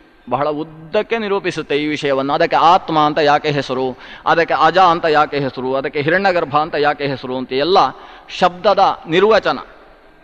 ಆತ್ಮ ಅನ್ನುವುದನ್ನು ಹೇಳುವಾಗ ಯದಾ ಶೇತೆ ತದರ್ಧಾಂತೆ ಯದ್ ಭುಂಕ್ತೆ ಸೋಭ್ಯಯ ವಿಷಯಾನ್ ಪ್ರಭು ಯತ್ ಸ್ವಸ್ಥಾಹ ಸಂತತಂ ಭಾವ ತಸ್ಮಾತ್ ಆತ್ಮಾನಿರುಚ್ಯತೆ. ಆತ್ಮ ಅಂತ ಯಾಕೆ ಕರೆಸಿಕೊಂಡ ಆ ಚತುರ್ಮುಖ ಅಂದರೆ ಇಲ್ಲಿ ವಸ್ತುತಃ ಆಲದ ಎಲೆಯ ಮೇಲೆ ಮಲಗಿದಂತಹ ಭಗವಂತನ ಸ್ವರೂಪ. ಅವನಿಗೆ ಆತ್ಮ ಅಂತ ಯಾಕೆ ಹೆಸರು ಅಂದರೆ ಅದು ಮೂರು ಕಾರಣದಿಂದ ಆ ಹೆಸರು. ಒಂದು, ಯದ್ಭುಂಕ್ತೆ ವಿಷಯಾನ್ ಪ್ರಭು, ರುದ್ರನಲ್ಲಿದ್ದುಕೊಂಡು ಕೊನೆಯಲ್ಲಿ ಎಲ್ಲವನ್ನೂ ಸಂಹಾರ ಮಾಡುವವ.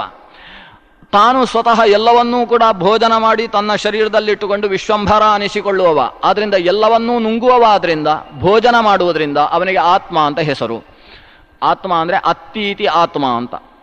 ಅತ್ತಿ ಅದನ ಅಂದರೆ ನುಂಗುವುದು. ಎಲ್ಲವನ್ನೂ ನುಂಗುವುದರಿಂದ ಕೊನೆಗೆ ಭಗವಂತನ ಭೋಜನದ ಬಗ್ಗೆ ಉಪನಿಷತ್ತು ಭಾರಿ ವರ್ಣನೆ ಮಾಡುತ್ತೆ.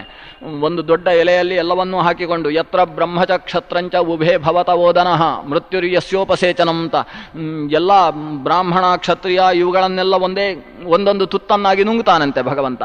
ಅದನ್ನೆಲ್ಲ ನುಂಗಬೇಕಾದ್ರೆ ಜೊತೆಗೆ ಹಚ್ಚಿಕೊಳ್ಳುವುದಕ್ಕೋಸ್ಕರ ಈ ಮೃತ್ಯು ದೇವತೆಯನ್ನು ಸ್ವೀಕರಿಸ್ತಾನಂತೆ. ಅದು ಉಪ್ಪಿನಕಾಯಿಯ ಹಾಗೆ ಅಂತ. ಭೋಜನದಲ್ಲಿ ಉಪ್ಪಿನಕಾಯಿಯ ಸ್ಥಾನದಲ್ಲಿ ಮೃತ್ಯುದೇವತೆ ಕೂತಿದ್ದಾನೆ ಅಂತ ಒಂದು ಉಪನಿಷತ್ತು ವರ್ಣನೆ ಮಾಡುತ್ತೆ. ಹಾಗೆ ಎಲ್ಲವನ್ನೂ ನುಂಗುವುದರಿಂದ ಅವನಿಗೆ ಆತ್ಮ ಅಂತ ಹೆಸರು. ಯತ್ ಸ್ವಸ್ಥಾಹ ಸಂತತಂ ಭಾವ, ಯಾವತ್ತೂ ಇರುವವನಾದ್ರಿಂದ ಅವನಿಗೆ ಆತ್ಮ ಅಂತ ಹೆಸರು. ಅತ ಸಾತತ್ಯ ಗಮನೆ ಅಂತ ಧಾತು ಇದೆ. ಆತ್ಮ ಅಂದರೆ ಸಂತತ ಗಮನ ಅಥವಾ ಸಂತತ ಭಾವ, ಎಲ್ಲರಲ್ಲೂ ಅಂತರ್ಯಾಮಿಯಾಗಿ ಯಾವತ್ತೂ ಇರುವುದರಿಂದ ಆ ಭಗವಂತನಿಗೆ ಆತ್ಮ ಅಂತ ಹೆಸರು. ಅವನು ಎಲ್ಲ ಕಡೆ ವ್ಯಾಪಿಸಿದ್ದಾನೆ, ಸರ್ವತ್ರ ಆಪ್ನೋತೀತಿ ಆತ್ಮ. ಅವ ಎಲ್ಲ ಕಡೆ ವ್ಯಾಪಿಸಿ ಇರುವುದರಿಂದ ಅವನಿಗೆ ಆತ್ಮ ಅಂತ ಹೆಸರು. ಹೀಗೆ ಆತ್ಮ, ಅಜ, ಹಿರಣ್ಯಗರ್ಭ ಯಾಕೆ ಅಂದರೆ ಹಿರಣ್ಯಾತ್ಮಕವಾದ ಬ್ರಹ್ಮಾಂಡ ಅದು ಯಾರ ಗರ್ಭದಲ್ಲಿ ಉಂಟೋ ಅವನ ಹಿರಣ್ಯಗರ್ಭ. ಭಗವಂತ ಈ ಸಮಗ್ರ ಬ್ರಹ್ಮಾಂಡವನ್ನು ಹೊಟ್ಟೆಯಲ್ಲಿ ಇಟ್ಟುಕೊಳ್ಳತಕ್ಕಂತಹ ವಿಶ್ವಂಭರ. ಆದ್ದರಿಂದ ಬ್ರಹ್ಮಾಂಡವನ್ನು ಹೊಟ್ಟೆಯಲ್ಲಿಟ್ಟದ್ರಿಂದ ಭಗವಂತನಿಗೆ ಹಿರಣ್ಯಗರ್ಭ ಅಂತ ಹೆಸರಾಯಿತು. ಆ ಬ್ರಹ್ಮಾಂಡದಿಂದ ಹೊರಗೆ ಬಂದಂತಹ ಅಂಡಜನಾದ್ರಿಂದ ಚತುರ್ಮುಖನಿಗೆ ಹಿರಣ್ಯಗರ್ಭ ಅಂತ ಹೆಸರಾಯಿತು. ಅಂದ ಹಿರಣ್ಯದ ಗರ್ಭದಿಂದ ಬಂದವನು ಹಿರಣ್ಯಗರ್ಭ. ಆ ಹಿರಣ್ಯಾತ್ಮಕವಾದದ್ದು ಯಾರ ಗರ್ಭದಲ್ಲಿ ಉಂಟೋ ಅವನು ಹಿರಣ್ಯಗರ್ಭ. ಅದರಿಂದ ಭಗವಂತನು ಸೋಗ್ರೇ ಹಿರಣ್ಯಗರ್ಭಸ್ಸನ್ ಅಂತ ಅವನು ಹಿರಣ್ಯಗರ್ಭ ಅನ್ನಿಸಿಕೊಂಡವ. ಇಷ್ಟು ಹೇಳಿ ಇಂತಹ ಚತುರ್ಮುಖ ಬ್ರಹ್ಮನ ಕಾಲ ಇಲ್ಲಿಯ ತನಕ ಎಷ್ಟು ನಡೀತು ಅಂತ ಲೆಕ್ಕ ಮಾಡಿ ಹೇಳಲಿಕ್ಕೆ ಬರುವುದಿಲ್ಲ ಅಂತ ಹೇಳ್ತಾರೆ. ಪರಿಸಂಖ್ಯಾತುಂ ಮನುವರ್ಷ ಶತೈರಪಿ ನ ಶಕ್ಯತೆ. ಮನುಷ್ಯ ಬದುಕುವ 100 ವರ್ಷದ ತನಕ ಲೆಕ್ಕ ಹಾಕ್ತಾ ಕೂತ್ರೆ ಇವತ್ತಿನ ಚತುರ್ಮುಖನ ಬ್ರಹ್ಮನಿಗೆ ಎಷ್ಟು ವರ್ಷವಾಯಿತು ಅಂತ ಲೆಕ್ಕ ಹಾಕ್ತಾ ಕೂತ್ರೆ ಅದನ್ನು ಲೆಕ್ಕ ಹಾಕಲಿಕ್ಕೆ ಸಾಧ್ಯ ಇಲ್ಲ. ಹಾಗಿದ್ರೂ ಇವತ್ತು ಒಂದು ಚತುರ್ಮುಖ ಬ್ರಹ್ಮನ ದಿವಸ ನಡೀತಾ ಇದೆ. ಆ ದಿವಸ ಅದು ಕೋಟಿ ವರ್ಷ ಸಹಸ್ರಾಣಿ ಗೃಹಭೂತಾನಿ ಯಾನಿ ಚ ಸಮತೀತಾನಿ ಕಲ್ಪಾನಾಂ ತಾವಚ್ಛೇಷಾತ್ ಪರೇಷು ಯೇ ಯತ್ ಸ್ವಯಂ ವರ್ತತೆ ಕಲ್ಪಃ ವಾರಾಹ ತಂ ನಿಬೋಧತ. ಇವತ್ತು ಚತುರ್ಮುಖನ ಒಂದು ದಿವಸ ನಡೀತಾ ಇದೆ. ಅದಕ್ಕೆ ವಾರಾಹ ಕಲ್ಪ ಅಂತ ಹೆಸರು. ಆ ವಾರಾಹ ಕಲ್ಪದ ಬಗ್ಗೆ ನೀವು ತಿಳ್ಕೊಳ್ಳಿ ಅಂತ ಶ್ವೇತವರಾಹ ಕಲ್ಪದ ನಿರೂಪಣೆಯನ್ನು ಮುಂದಕ್ಕೆ ಪ್ರಾರಂಭ ಮಾಡ್ತಾರೆ. ಅಂದರೆ ಚತುರ್ಮುಖ ಬ್ರಹ್ಮನಿಗೆ ಎಷ್ಟು ವಯಸ್ಸಾಯಿತು ಅಂತ ಇವತ್ತು ಹೇಳಲಿಕ್ಕೆ ಸಾಧ್ಯ ಇಲ್ಲ. ಅದನ್ನು ಅಷ್ಟು ವಯಸ್ಸನ್ನು ಒಟ್ಟು ಸೇರಿಸಿ ಅದಕ್ಕೊಂದು ಪರಾರ್ಧ ಅಂತ ಹೆಸರು ಕೊಟ್ಟಿದ್ದಾರೆ. ಕಲ್ಪಸಂಖ್ಯಾ ನಿವೃತ್ತಸ್ತು ಪರಾರ್ಧೋ ಬ್ರಹ್ಮಣ ಸ್ಮೃತಃ. ಇಲ್ಲಿಯ ತನಕ ಚತುರ್ಮುಖ ಬ್ರಹ್ಮನಿಗೆ ಎಷ್ಟು ವಯಸ್ಸಾಯಿತೋ ಆ ವಯಸ್ಸಿಗೆ ಒಂದು ಹೆಸರು ಪರಾರ್ಧ ಅಂತ. ಈಗ ನಡೀತಾ ಇರುವುದಕ್ಕೆ ದ್ವಿತೀಯ ಪರಾರ್ಧ ಅಂತ ಹೆಸರು. ಅದು ಒಂದು ಪರಾರ್ಧ ಆದರೆ ಇದು ಎರಡನೇ ಪರಾರ್ಧ. ಇದ್ರ ಭಾಗವತ ಈ ಸಂಖ್ಯೆಯನ್ನು ಸ್ಪಷ್ಟವಾಗಿ ಲೆಕ್ಕ ಮಾಡಿ ಹೇಳುತ್ತೆ. ಇಷ್ಟಿಷ್ಟು ಕಾಲ, ಒಂದು ಕಲ್ಪ ಅಂದರೆ ಇಷ್ಟು ವರ್ಷ, ಅಷ್ಟು ಕಲ್ಪಗಳು ಒಟ್ಟು ಅದು 360 ಆದರೆ ಒಂದು ವರ್ಷ, ಆ ಒಂದು ವರ್ಷ ಇಂತಹ 100 ವರ್ಷ ಚತುರ್ಮುಖನ ಆಯುಷ್ಯ. ಅದರಲ್ಲಿ 50 ವರ್ಷಕ್ಕೆ ಒಂದು ಪರಾರ್ಧ ಅಂತ ಹೆಸರು, ಮುಂದಿನ 50 ವರ್ಷಕ್ಕೆ ದ್ವಿತೀಯ ಪರಾರ್ಧ ಅಂತ ಹೆಸರು. ಒಟ್ಟು ಚತುರ್ಮುಖ ಬ್ರಹ್ಮನ ಸಮಗ್ರ ಆಯುಷ್ಯಕ್ಕೆ ಒಂದು ಪರ ಅಂತ ಹೆಸರು ಅಂತ. ಹೀಗೆ ಚತುರ್ಮುಖ ಬ್ರಹ್ಮನ ಸಮಗ್ರ ಆಯುಷ್ಯದ ಅರ್ಧ ಆಯುಷ್ಯ ಇಲ್ಲಿಗೆ ಮುಗೀತು. ಆ ಅರ್ಧ ಆಯುಷ್ಯ ಎಷ್ಟು ಅಂತೇಳಿ ಲೆಕ್ಕ ಹಾಕಲಿಕ್ಕೆ ಮನುಷ್ಯನ 100 ವರ್ಷ ಸೇರಿಸಿದ್ರೂ ಕೂಡ ಲೆಕ್ಕ ಹಾಕಲಿಕ್ಕೆ ಸಾಧ್ಯ ಇಲ್ಲಂತೆ, ಅಷ್ಟು ವಿಸ್ತೃತವಾದ ಕಾಲರಾಶಿ ಅದು. ಇವತ್ತು ನಡೀತಾ ಇರುವುದನ್ನು ಮೊದಲನೇದ್ದು ಅಂತ ಇಟ್ಟುಕೊಳ್ಳಿ ಅಂತ ಹೇಳ್ತಾರೆ ಸೂತ ಪುರಾಣಿಕರು. ಇವತ್ತು ಚತುರ್ಮುಖ ಬ್ರಹ್ಮನ ಯಾವ ದಿವಸ ನಡೀತಾ ಇದೆ, ಇದನ್ನು ಮೊದಲನೇ ದಿವಸ ಅಂತ ಇಟ್ಟುಕೊಳ್ಳಿ, ಹಿಂದಿದ್ದನ್ನು ಪರಾರ್ಧ ಅಂತ ಅದನ್ನು ಹಿಂದಕ್ಕೆ ಬಿಟ್ಟುಬಿಡಿ ಅಂತ. ಆದ್ರಿಂದಲೇ ಇವತ್ತಿನ ಬ್ರಹ್ಮನನ್ನು ನಾವು ಆದ್ಯ ಬ್ರಹ್ಮ ಅಂತ ವ್ಯವಹರಿಸುವುದು. ನಾವು ಸಂಕಲ್ಪ ಮಾಡುವಾಗ ಆದ್ಯ ಬ್ರಹ್ಮಣ ದ್ವಿತೀಯೇ ಪರಾರ್ಧೆ ಅಂತ ಹೇಳ್ತೇವೆ. ತುಂಬ ಜನರು ಪ್ರಶ್ನೆ ಮಾಡ್ತಾರೆ, ಅದು ಹೇಗೆ ಆದ್ಯ ಬ್ರಹ್ಮಣ ಅಂತ ಹೇಗೆ ಹೇಳ್ತೀರಿ, ತಪ್ಪಿರಬೇಕು, ಅದ್ಯ ಬ್ರಹ್ಮಣ ಅಂತ ಆಗಬೇಕಾದೀತು ಅಂತೆಲ್ಲ ಗಲಾಟೆ ಉಂಟು. ಯಾವುದೋ ಹೊಸ ಪ್ರಿಂಟ್ಗಳಲ್ಲಿ ಅದ್ಯ ಬ್ರಹ್ಮಣ ಅಂತ ಪ್ರಿಂಟು ಆಗಿ ಹೋದದ್ದಿದೆ. ಅದ್ಯ ಬ್ರಹ್ಮಣ ಅಂದರೆ ಇವತ್ತಿನ ಬ್ರಹ್ಮಣ ಅಂತ ಅಭಿಪ್ರಾಯ ಅಂತೆ. ಆದ್ಯ ಬ್ರಹ್ಮ ಅಂದರೆ ಮೊದಲನೆಯ ಬ್ರಹ್ಮ ಅಂತ ಅರ್ಥ ಆಗುತ್ತೆ. ಈಗ ಇರುವ ಬ್ರಹ್ಮ ಮೊದಲನೆಯ ಬ್ರಹ್ಮನೋ, ಇದಕ್ಕಿಂತ ಹಿಂದೆ ಎಷ್ಟೆಷ್ಟೋ ಬ್ರಹ್ಮರಾಗಿ ಹೋಗಿದ್ದಾರೆ, ಆದ್ರಿಂದ ಆದ್ಯ ಬ್ರಹ್ಮಣ ಅಂತ ಹೇಗೆ ಹೇಳ್ತೀರಿ ನೀವು ಅಂತ ಒಂದು ಪ್ರಶ್ನೆ ಮಾಡ್ತಾರೆ. ಅದಕ್ಕೆ ಬಹುಶಃ ಇದನ್ನೇ ಉತ್ತರ ಕೊಡ್ಬೋದು. ಯತ್ ಸ್ವಯಂ ವರ್ತತೆ ಕಲ್ಪಃ ವಾರಾಹ ತಂ ನಿಬೋಧತ ಪ್ರಥಮಂ ಸಾಂಪ್ರತಸ್ತೇಷಾಂ ಕಲ್ಪೋ ವೈ ವರ್ತತೆ ಚಯಃ. ಈ ವರಾಹ ಕಲ್ಪವನ್ನು ಇವತ್ತು ಪ್ರಥಮ ಕಲ್ಪ ಅಂತ ಭಾವಿಸಿಕೊಳ್ಳಿ, ಇಲ್ಲದೆ ಹೋದರೆ ನಿಮಗೆ ಕಾಲವನ್ನು ಲೆಕ್ಕ ಹಾಕಿ ಅದು ಹೇಗೆ ಅಂತ ತಿಳ್ಕೊಳ್ಳಿಕ್ಕೆ ಸಾಧ್ಯ ಇಲ್ಲ. ಆದ್ರಿಂದ ಯಾವ ಬ್ರಹ್ಮ ಯಾವಾಗ ಬರ್ತಾನೋ ಅವನು ಆ ಕಾಲದಲ್ಲಿ ಆದ್ಯ ಬ್ರಹ್ಮ, ಅವನನ್ನು ಅದು ಮೊದಲನೆಯ ಬ್ರಹ್ಮ ಅಂತ ಭಾವಿಸಿಕೊಳ್ಬೇಕು. ಅದಕ್ಕಿಂತ ಹಿಂದಿನ ಬ್ರಹ್ಮರನ್ನು ನೀವು ಅದು ಎಷ್ಟು ಸಮಯದಲ್ಲಿ ಆಗಿ ಹೋಯಿತು ಅದನ್ನು ಲೆಕ್ಕ ಹಾಕುವುದು ಮನುಷ್ಯನ ಜನ್ಮಶತದಿಂದಲೂ ಸಾಧ್ಯವಿಲ್ಲದೆ ಇರುವಂತಹದ್ದು. ಆದ್ರಿಂದ ಈ ಮೊದಲ ಕಲ್ಪ ಅನ್ನಿಸಿಕೊಂಡ ಈ ವರಾಹ ಕಲ್ಪದ ಬಗ್ಗೆ ತಿಳ್ಕೊಳ್ಳಿ ಅಂತ ಹೇಳಿ ಪ್ರಾರಂಭಿಸಿ ವರಾಹ ಕಲ್ಪದ ನಿರೂಪಣೆ ಪ್ರಾರಂಭವಾಗುತ್ತೆ. ಇಡೀ ಪ್ರಪಂಚ ಜಲದಿಂದ ಆವೃತವಾಗಿತ್ತು. ಒಂದು ಸ್ವಲ್ಪ ವಿಶಿಷ್ಟವಾದ ಒಂದು ಕಥೆ, ರೋಚಕವಾದ ಕಥೆ ಬ್ರಹ್ಮಾಂಡ ಪುರಾಣದಲ್ಲಿದೆ. ಭಾಗವತದಲ್ಲಿ ವರಾಹನ ಅವತಾರವನ್ನು ಹೇಳುವುದಕ್ಕಿಂತ ಸ್ವಲ್ಪ ವಿಪರೀತವಾದ ಕಥೆ ಇಲ್ಲಿದೆ. ಇಲ್ಲೇನು ಬರುತ್ತೆ ಅಂದರೆ, ಮೇಲ್ನೋಟಕ್ಕೆ ಇಡೀ ಓದಿದರೆ ಚತುರ್ಮುಖ ಬ್ರಹ್ಮನೇ ವರಾಹನಾಗಿ ಅವತರಿಸಿದ ಅಂತಲೇ ಕಾಣಿಸುತ್ತೆ. ಸ್ವಲ್ಪ ಸಾಮಾನ್ಯ ಸಂಸ್ಕೃತ ಓದಿದವನ ಹತ್ರ ಈ ಪಂಚಮಾಧ್ಯಾಯವನ್ನು ನಾವು ಕೊಟ್ಟರೆ ಅವನು ಚತುರ್ಮುಖ ಬ್ರಹ್ಮ ವರಾಹನಾಗಿ ಅವತರಿಸಿದ ಅಂತಲೇ ಅರ್ಥ ಮಾಡ್ತಾನೆ. ಆದರೆ ಅವನಿಗೂ ಸಂಶಯ ಆಗುತ್ತೆ, ಯಾಕಂದರೆ ಮೊದಲು ಸಹಸ್ರಶೀಷ ಪುರುಷ ರುಕ್ಮವರ್ಣೋಹ್ಯತೀಂದ್ರಿಯ ಅಂತ ಶುರು ಆಗುತ್ತೆ. ಸಹಸ್ರಶೀಷನಾದ ಪುರುಷ ಅವತರಿಸಿದ ಅಂತ, ಇದ್ದಕ್ಕಿದ್ದ ಹಾಗೆ ಬ್ರಹ್ಮ ಸ್ವಯಂಭೂ ಹಿರಣ್ಯಗರ್ಭ ಅಂತ ಶುರು ಆಗುತ್ತೆ. ಅದೇ ಬ್ರಹ್ಮಾಂಡ ಪುರಾಣ ರಜೋವರ್ಗದಲ್ಲಿ ಇದು ಸೇರಿದ್ದಕ್ಕೆ ಕಾರಣ ಹೀಗೆ. ಮೇಲ್ನೋಟಕ್ಕೆ ಚತುರ್ಮುಖ ಬ್ರಹ್ಮನೇ ಸರ್ವೋತ್ತಮ ಅಂತ ಹೇಳುವ ಹಾಗೆ ಕಾಣಿಸುತ್ತೆ. ಆದ್ದರಿಂದ ರಜಸ್ಸಿಗೆ ಸಂಬಂಧಿಸಿದ ಚತುರ್ಮುಖನನ್ನು ಸರ್ವೋತ್ತಮ ಅಂತ ಹೇಳುವ ಹಾಗೆ ಕಾಣಿಸುವ ಪುರಾಣದ ರಾಶಿಗಳನ್ನು 6 ರಾಜಸ ಪುರಾಣ ಅಂತ ಪರಿಗಣಿಸಿದ್ದಾರೆ. ಶಿವ ಸರ್ವೋತ್ತಮ ಅಂತ ಅನಿಸುವ ಹಾಗೆ ಹೇಳತಕ್ಕಂತಹ ತಮೋಭೂಯಿಷ್ಠ ಭಾಗಗಳನ್ನು ತಾಮಸ ಪುರಾಣ ಅಂತ ವ್ಯವಹರಿಸಿದ್ದಾರೆ. ವಸ್ತುತಃ ಎಲ್ಲ ಪುರಾಣಗಳು ವ್ಯಾಸರಹಿತ ಸ್ವೀಕಾರ್ಯ, ಆದರೆ ಬುದ್ಧಿ ಸರಿ ಇದ್ದು ಓದಿದಾಗ ಎಲ್ಲವೂ ಸ್ವೀಕಾರ್ಯವಾಗುತ್ತೆ. ಇಲ್ಲದೆ ಹೋದರೆ ರಾಜಸ ಪುರಾಣಗಳಿಂದ ರಜೋಗುಣದ ಅಭಿವೃದ್ಧಿ ಆಗುತ್ತೆ, ತಾಮಸ ಪುರಾಣದಿಂದ ತಮೋಗುಣದ ಅಭಿವೃದ್ಧಿ ಆಗುತ್ತೆ. ಇಲ್ಲಿ ಕಥೆ ಬಂದ ಕ್ರಮ ಹೀಗೆ. ಜಗತ್ತೆಲ್ಲವೂ ಏಕಾರ್ಣವೀಕೃತವಾಗಿತ್ತು. ಏಕಾರ್ಣವೇ ಸದಾ ತಸ್ಮಿನ್ ಸ್ಥಾವರ ನಷ್ಟೇ ಸ್ಥಾವರ ಜಂಗಮೇ. ಸ್ಥಾವರ ಜಂಗಮಾತ್ಮಕವಾದ ಸಮಗ್ರ ಸೃಷ್ಟಿ ನಷ್ಟವಾಯಿತು ಅಂದರೆ ಪ್ರಳಯ ಕಾಲ ಬಂತು ಅಂತ ಅರ್ಥ. ಆ ಪ್ರಳಯ ಕಾಲ ಹೇಗೆ ಬಂತು ಅದನ್ನು ವಿವರಿಸುತ್ತೆ ಬ್ರಹ್ಮಾಂಡ. ಹೇಗೆ ಬಂತು ಅಂದರೆ, ಸೂರ್ಯ ಇದ್ದಕ್ಕಿದ್ದ ಹಾಗೆ ಆಕಾಶದಲ್ಲಿ ಕಾಣೆಯಾದಂತೆ. ಭಾರಿ ರೋಚಕವಾಗಿದೆ. ಪ್ರಳಯ ಬರುವ ಕ್ರಮವೇ ಒಂದು ವಿಶಿಷ್ಟ. ಸೂರ್ಯನ ಸಹಸ್ರ ರಶ್ಮಿ ನಷ್ಟವಾಯಿತಂತೆ. ಅಂದರೆ ಒಂದು ಕಿರಣ ಕಡಿಮೆ ಆಯಿತು, ಬಹಳ ಸೂರ್ಯ ಡಿಮ್ ಆಗ್ತಾ ಬಂದ, ಡಿಮ್ ಆಗಿ ಕೊನೆಗೆ ಸೂರ್ಯ ಇಲ್ಲ ಅಂತ ಅದ. ಆಕಾಶದಲ್ಲಿ ಮಧ್ಯಾಹ್ನದ ಹೊತ್ತಿಗೆ ಸೂರ್ಯ ಇಲ್ಲವಾಗುವ ಸ್ಥಿತಿಯಲ್ಲಿ ಆ ಸೂರ್ಯನ ಸಹಸ್ರ ರಶ್ಮಿಗಳು ಸೇರಿ ಅದು 7 ಸೂರ್ಯಗಳಾಗಿ ಹೋದುವಂತೆ. ಇದ್ದಕ್ಕಿದ್ದ ಹಾಗೆ 7 ದಿಕ್ಕುಗಳಲ್ಲಿ 7 ಸೂರ್ಯ ಆವಿರ್ಭವಿಸಿದ. 8ನೇ ದಿಕ್ಕು ಖಾಲಿ ಅಂತೂ ಇಡೀ ಈ ದಿಕ್ಕುಗಳಲ್ಲಿ 7 ಸೂರ್ಯರ ಆವಿರ್ಭಾವ ಒಟ್ಟಿಗೆ ಆಯಿತು. ಈ ಸಪ್ತಕಿರಣನ ಈ ಸೂರ್ಯನ 7 ಕಿರಣಗಳಿಂದ ಆವಿರ್ಭೂತವಾದ 7 ಸೂರ್ಯರು ಸಮಗ್ರ ಪ್ರಪಂಚವನ್ನು ಸುಡುವುದಕ್ಕೆ ಪ್ರಾರಂಭಿಸಿದರು. ಈ 7 ಸೂರ್ಯರು ಉದಯಿಸುವುದಕ್ಕಿಂತ ಮುಂಚಿತವಾಗಿ ಎಷ್ಟು ನಡೆದಿತ್ತು ಅಂದರೆ, ಅನಾವೃಷ್ಟಿಯಿಂದಾಗಿ ಲೋಕ ಒಣಗಿತ್ತು. ಒಣಗಿದ ಲೋಕವನ್ನು ಸಪ್ತ ಸೂರ್ಯರ ಸಹಸ್ರ ಕಿರಣಗಳು ಮತ್ತೆ ಸುಡುವುದಕ್ಕೆ ಪ್ರಾರಂಭಿಸಿದವು. ಲೋಕವೆಲ್ಲ ಎಷ್ಟು ಸುಟ್ಟಿತು ಅಂದರೆ, ಇದು 1000 ವರ್ಷದ ಕಾಲ 7 ಸೂರ್ಯರು ರಾತ್ರಿ ಇಲ್ಲದೆ ಉರಿದದ್ದು. ನಿರಂತರ ಉರಿಯುವ 7 ಸೂರ್ಯರ ಕಿರಣದಿಂದ ಭೂಮಿ ಎಷ್ಟು ಸುಟ್ಟಿತು ಅಂದರೆ ಪರ್ವತಗಳೆಲ್ಲ ನೀರಾಗಿ ಹೋದುವಂತೆ. ಸುಟ್ಟು ಸುಟ್ಟು ಪರ್ವತ ಇವತ್ತು ಬಂಗಾರ ನೀರಾದ ಹಾಗೆ, ಕಬ್ಬಿಣ ನೀರಾದ ಹಾಗೆ, ಮಣ್ಣು ನೀರಾಗಿ ಹೋಯಿತು. ಅದು 2080 ಡಿಗ್ರಿ ಕಾಯಿಸಿದರೆ ಮಣ್ಣು ನೀರಾಗುತ್ತೆ ಅಂತ ಇವತ್ತಿನ ಆಯುರ್ವೇದ ಹೇಳುತ್ತೆ. ಆಯುರ್ವೇದದಲ್ಲಿ ಮಣ್ಣನ್ನು ನೀರು ಮಾಡಿ ಗಟ್ಟಿ ಮಾಡಿದ ಮಣ್ಣನ್ನು ಮೇಲೆ ಅಂಟಿಸಿಕೊಳ್ಳತಕ್ಕಂತಹ ಕ್ರಮಗಳೆಲ್ಲ ಪ್ರಕೃತಿ ಚಿಕಿತ್ಸೆಯಲ್ಲಿ ಇದ್ದಾವೆ. ಅಂದರೆ ಮಣ್ಣನ್ನು ನೀರು ಮಾಡುವ ಬಿಸಿ, ಆ ಬಿಸಿಯಲ್ಲಿ ಸಮಗ್ರ ಪ್ರಪಂಚ ಉರಿದು ಪರ್ವತ ಇಲ್ಲ, ಏನೂ ಇಲ್ಲ, ಇಡೀ ಪ್ರಪಂಚ ನೀರಾಗಿ ಹೋಯಿತು. ಅದು ಪ್ರಳಯ ಜಲ ಅಂದರೆ ಅದು ಅಂತೆ. ಎಲ್ಲ ಜಡವಸ್ತು ಎಲ್ಲವೂ ಕೂಡ ನೀರಾಗಿರತಕ್ಕಂತಹ ಸ್ಥಿತಿ. ಇಂತಹ ಪ್ರಳಯ ನಿರ್ಮಾಣವಾದೀತು. ಅದನ್ನು ಮತ್ತೊಂದು ಶಬ್ದವನ್ನು ಬಳಸುತ್ತೆ, ಅದು ಗುಣಸಾಮ್ಯ ಅಂತ ಹೇಳುತ್ತೆ. ಅಂದರೆ 3 ಗುಣಗಳ ಒಂದು ಸಾಮ್ಯ ಸ್ಥಿತಿ, ಸತ್ವ ರಜಸ್ಸು ತಮಸ್ಸು. ಅದಕ್ಕೆ ಒಂದು ರೀತಿಯ ಅನುಪಾತ ಇದೆ, 4:2:1 ಅಂತ. ಸತ್ವ 4 ಇದ್ದರೆ ರಜಸ್ಸು 2 ಇರಬೇಕು, ತಮಸ್ಸು 1 ಇರಬೇಕು. ಇದು ಅದರ ಅನುಪಾತ, ಸಮಸ್ಥಿತಿ. ಈ ಸ್ಥಿತಿಯಲ್ಲಿದ್ದರೆ ಪ್ರಳಯ ಅಂತ ಅರ್ಥ. ಅಕಸ್ಮಾತ್ ಆ ಗುಣಗಳ ರೇಷಿಯೋದಲ್ಲಿ ವ್ಯತ್ಯಾಸವಾದರೆ, ಅದರ ಅನುಪಾತದಲ್ಲಿ ಏನಾದರೂ ವ್ಯತ್ಯಾಸವಾಯಿತು ಅಂತ ಆದರೆ ಆವಾಗ ಸೃಷ್ಟಿ ಪ್ರಾರಂಭವಾಗುತ್ತೆ. ಈಗ ಗುಣ ಸಾಮ್ಯ ಇರತಕ್ಕಂತಹ ಸ್ಥಿತಿಯಲ್ಲಿ ಪ್ರಳಯ ಇದೆ. ಕಾರಣವೇ ಇಡೀ ಜಗತ್ತು ಒಂದು ಸಾಗರದ ಹಾಗೆ ಕಾಣಿಸ್ತಾ ಇದೆ. ಆ ಸ್ಥಿತಿಯಲ್ಲಿ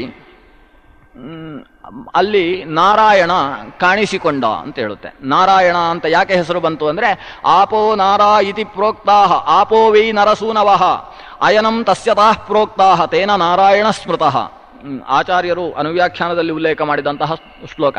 ಇಲ್ಲಿ ಅನೇಕ ಶ್ಲೋಕಗಳನ್ನು ಆಚಾರ್ಯರು ಸರ್ವಮೂಲದಲ್ಲಿ ಅಲ್ಲಲ್ಲಿ ಉಲ್ಲೇಖ ಮಾಡ್ತಾರೆ. ಇತಿ ಬ್ರಹ್ಮಾಂಡೇ ಅಂತ. ಆ ಬ್ರಹ್ಮಾಂಡಕ್ಕೆ ಈ ಸ್ಕಾಂದ ಪುರಾಣ, ಬ್ರಹ್ಮಾಂಡ ಪುರಾಣ, ಇದಕ್ಕೆಲ್ಲ ವಿಶೇಷ ಮಹತ್ವ ಇದೆ. ಅಲ್ಲಲ್ಲಿ ಉಲ್ಲೇಖ ಮಾಡಿದಂತಹ ಶ್ಲೋಕಗಳು. ನಾರ ಅಂದರೆ ನೀರು, ನೀರಿನಲ್ಲಿ ಮಲಗಿದಂತಹ ಭಗವಂತ ನಾರಾಯಣ ಅಂತ ಕರೆಸಿಕೊಂಡ.